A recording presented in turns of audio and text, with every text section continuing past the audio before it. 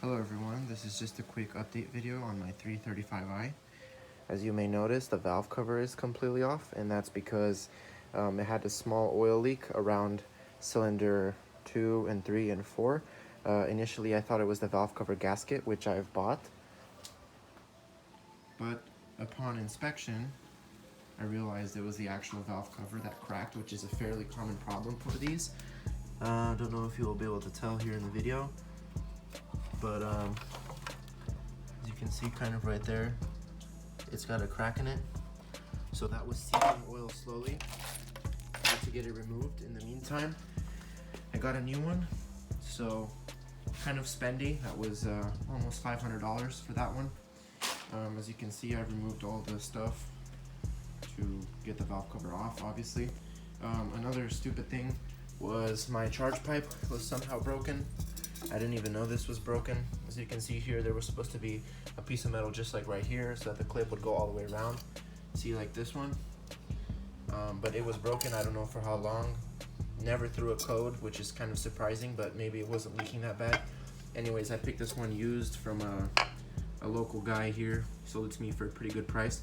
But I didn't really want to wait for shipping, which would have been almost 2 weeks, so got this one for $100, which is not bad at all. Brand new coil packs. Let's see, there's brand new spark plugs in there. Literally have probably 200 miles on them, maybe not even. But anyways, I also picked up 13 feet of vacuum lining, or vacuum tubing I meant. I already replaced these ones. These ones are new. Just gonna redo all the vacuum lines since I'm in here anyways. I also did the serpentine belt with the new pulleys and everything. Also a quick update on my E30. I got the original wheels that would have came with the car in 1987. The ones that I had on in previous video were these ones, which are a Zender brand.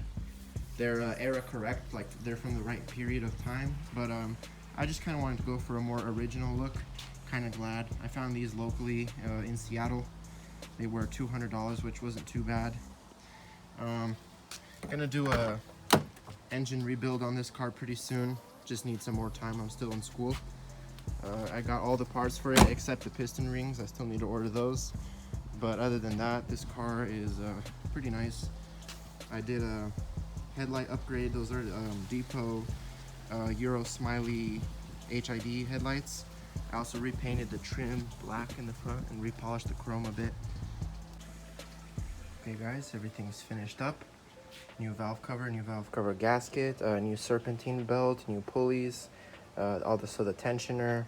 I redid all the vacuum lines, and I made it look as stock as possible, even though it has upgraded charge pipe and upgraded intercooler and down pipes as well.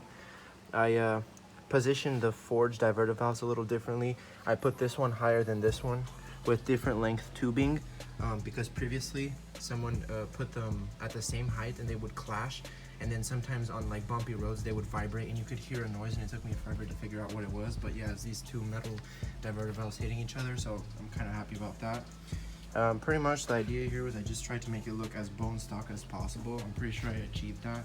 I mean, you can tell this is aftermarket, but you kind of have to know a little bit about these cars to know that's aftermarket. Also, I guess by the intercooler. But other than that, yeah, it came out nice. So anyways, thanks for watching.